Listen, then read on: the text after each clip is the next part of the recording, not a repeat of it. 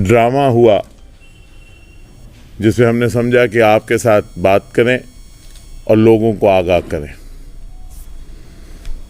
जम्मू की आज 4 डिस्ट्रिक्ट्स में डीडीसी चेयरपर्सन्स की इलेक्शंस थी और वो 4 ऐसी डिस्ट्रिक्ट्स थी जहां पे अक्सरियत जो थी 3 में नेशनल कॉन्फ्रेंस की थी और 1 में इंडिपेंडेंट्स की थी।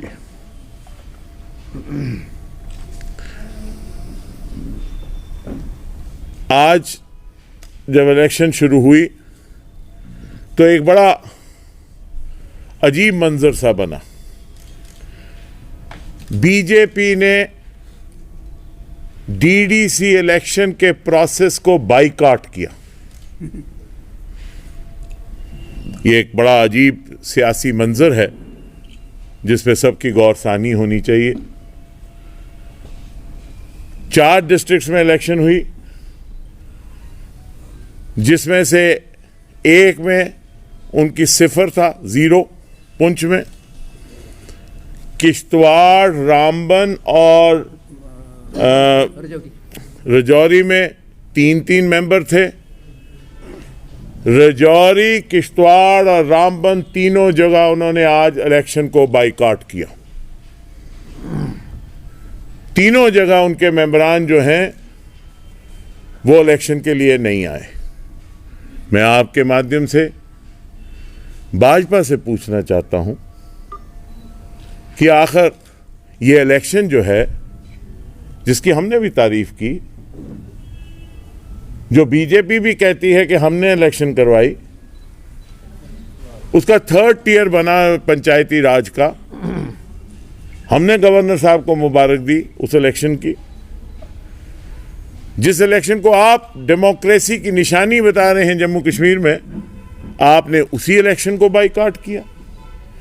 जिस इलेक्शन की तारीफ माननीय राष्ट्रपति महोदय ने की, जिस इलेक्शन की तारीफ माननीय प्रधानमंत्री महोदय ने की, उस इलेक्शन के प्रोसेस को आपने आज बाइकआउट किया।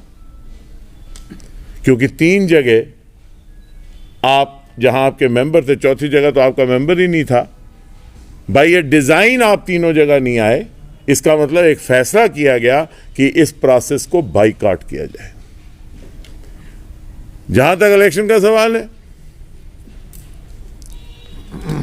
नेशनल कॉन्फ्रेंस ने यह वाज़ेह कर दिया कि हमारे पास इन तीनों में अक्सरियत हासिल है। 9 आदमी किश्तवाड़ में डिप्टी कमिश्नर साहब के पास हमारे चेयरमैन के समर्थन में 2.5 घंटे बैठे रहे। 9 आदमी राजौरी में हमारे चेयरमैन के समर्थन में 2.5 घंटे डिप्टी कमिश्नर साहब के पास बैठे रहे। और 8 आदमी रामबन में डिप्टी कमिश्नर साहब के कमरे में 2.5 घंटे बैठे रहे, जिससे बिल्कुल क्लियर हो गया। जब 9 आदमी आए और 5 बाहर रहे तो ये वाज़ेह हो गया कि अक्सरियत किसकी है। 9 आदमी एक किस्म से चेयरमैन को सपोर्ट कर रहे थे और 5 जो नहीं आए वो खिलाफ थे। उन 5 में 3 भाजपा के थे। और किश्तवाड़ में भी 9 आदमी आए, 5 नहीं आए। 8 रामबन में आए, 6 नहीं आए। तो ये तो क्लियर हो गया लोगों के सामने कि लोगों का मैंडेट जो है वो नेशनल कॉन्फ्रेंस के डीडीसी चेयरमैन के लिए है, किश्तवाड़ में, राजौरी में और रामबन में। आपने बाइकआउट किया। क्यों किया? आप सब डेमोक्रेसी के उस पिलर को जिसको आप पूरी दुनिया को दर्शा रहे हैं जम्मू कश्मीर में, उसको क्यों सबोटाज किया? आप बाइकआउट की पॉलिटिक्स में कब से चल पड़े? यह जरूरी नहीं है कि डीडीसी का चेयरमैन कौन बनेगा नहीं बनेगा, पर आपका बाइकआउट करना क्या यह जमहूरियत को कमजोर नहीं करता? क्योंकि आप तो रूलिंग पार्टी हैं। क्या आपका बाइकआउट करना ये नहीं दर्शाता कि आपकी मंशा जो है वो जमहूरियत कायम करने की नहीं है, आपकी शायद मंशा छोटे छोटे कोई चेयरमैन वाइस चेयरमैन बनने की है। हम चेयरमैन वाइस चेयरमैन के लिए ये सिलेक्शन में हिस्सा नहीं लिया। हमने नेशनल कॉन्फ्रेंस ने इस इलेक्शन में हिस्सा लिया क्योंकि हम चाहते हैं कि जमहूरियत जम्मू कश्मीर में मजबूत हो। नेशनल कॉन्फ्रेंस ने चेयरमैन बनाने या वाइस चेयरमैन बनाने के लिए नहीं, ये तो लोगों का फैसला था, हमारे हक में हुआ तो हुआ। हमने इस इलेक्शन को लोकल डेवलपमेंट के इलेक्शन तक महदूद रखा। चेयरमैन कौन बनता है, वाइस चेयरमैन बनता है, वो कोई वो बात जरूरी नहीं है, लेकिन ये वाजे हो गया कि लोगों का मैंडेट किसके लिए है इन 3 डिस्ट्रिक्ट्स में। मैं आज आपके माध्यम से भाजपा से पूछता हूं, why did you boycott the process of democracy that you have been projecting all over the world as the restoration of democracy in Jammu and Kashmir? You have failed the democratic process by boycotting it by a design. अगर एक जगह होता कि एक जगह नहीं आए, 2 जगह नहीं आए, कोई बीमार हो गया तो बात और थी, लेकिन चूंकि तीनों जगह नहीं आए, so it is a design, it's a political thought, political directive to boycott these elections, which is very very sad. हम और आप जमहूरियत को मजबूत करें। इक़्तिदार आती है जाती है, वो माने नहीं रखती नेशनल कॉन्फ्रेंस के लिए। जम्मू कश्मीर में जमहूरियत मजबूत होनी चाहिए। हमारी क़यादत ने कभी इक़्तिदार की बात नहीं की, हमने इसमें हिस्सा लिया जमहूरियत को मजबूत कर, और आगे भी हम जमहूरियत को मजबूत करेंगे। 9 आदमी वहां थे, आपने कहा कोरम नहीं है।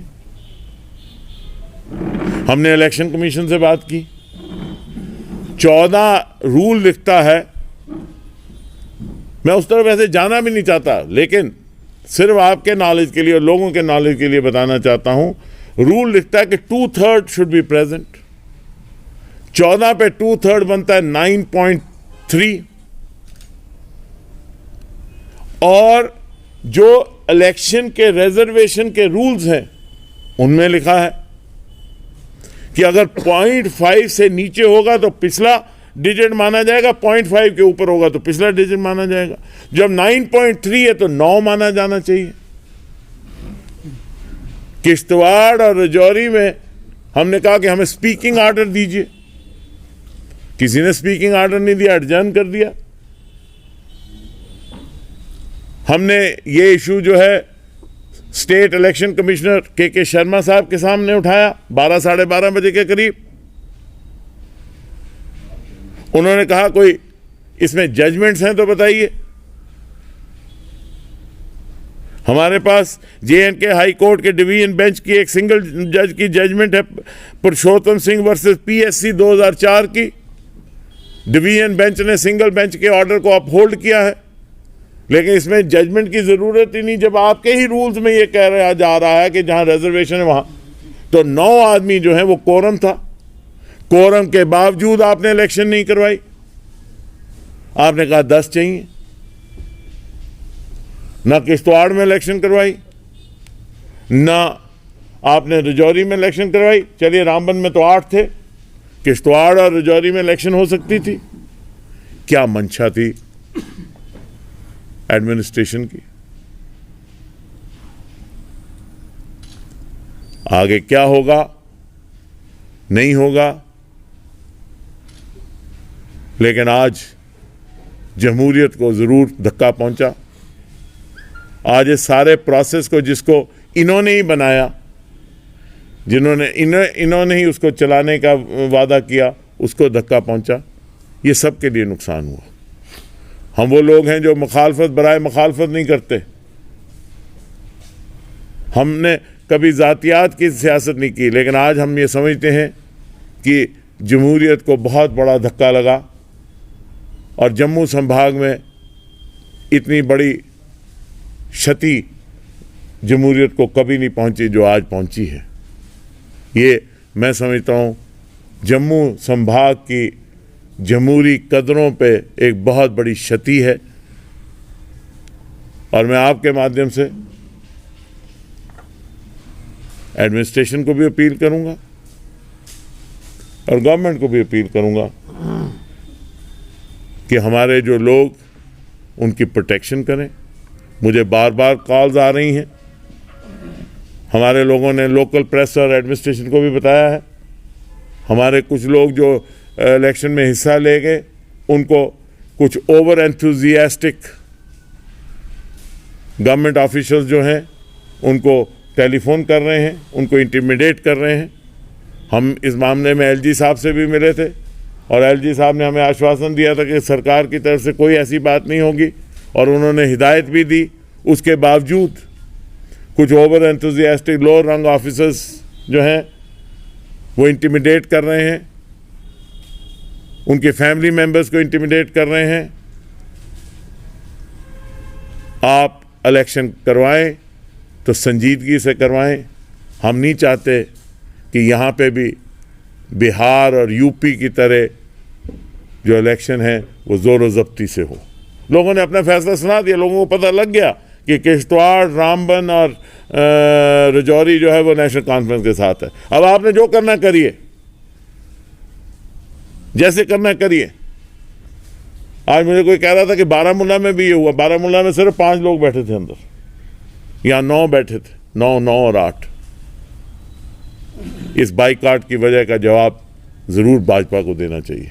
पूर्व एमएलए भी थे, उस पर क्या कहेंगे सर? क्या ये वो जो तस्वीरें बीजेपी ने अपने तमाम डिजिटल हैंडल पे भी शेयर की, वहाँ पर वो बैजेस लगा रहे हैं जो अफसर बन के कर निकले हैं, तो आपको क्या लगता है कि पॉलिटिकल नेता मतलब जिस तरह से उन्होंने लगाया, क्या वो जायज़ था, वो ठीक था? देखिए, जहाँ तक गवर्नमेंट का सवाल है, गवर्नमेंट को should not only be non-aligned, neutral, impartial, it should also be seen as this. जो कल ये बीजेपी का हुआ, इससे भी नुकसान होता है।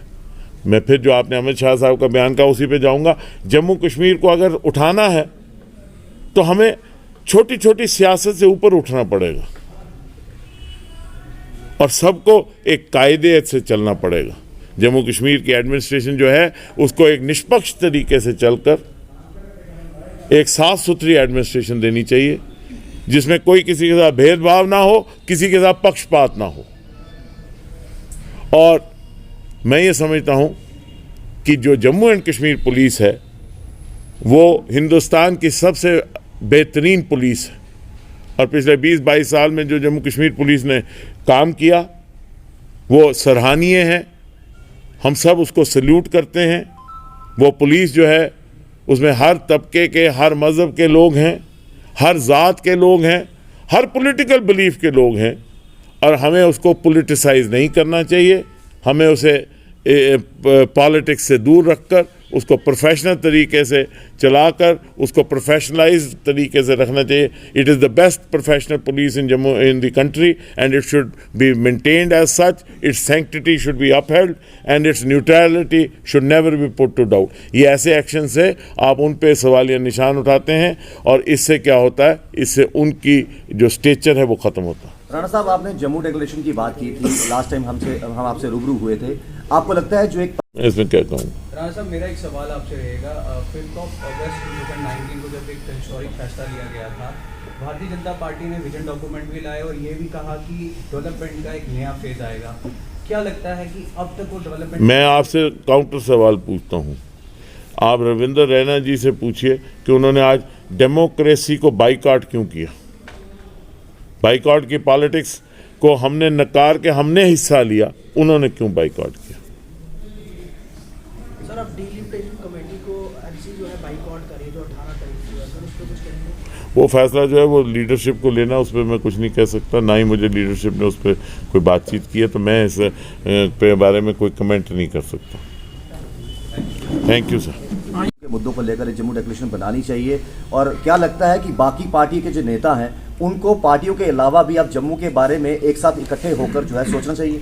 देखिए, जम्मू के डिक्लेरेशन का जो मैंने प्रस्ताव रखा, उस प्रस्ताव पे मैं लगातार लोगों के, अलग अलग वर्ग के, जम्मू संभाग के लोगों से और कश्मीर संभाग के लोगों से बातचीत कर रहा हूँ।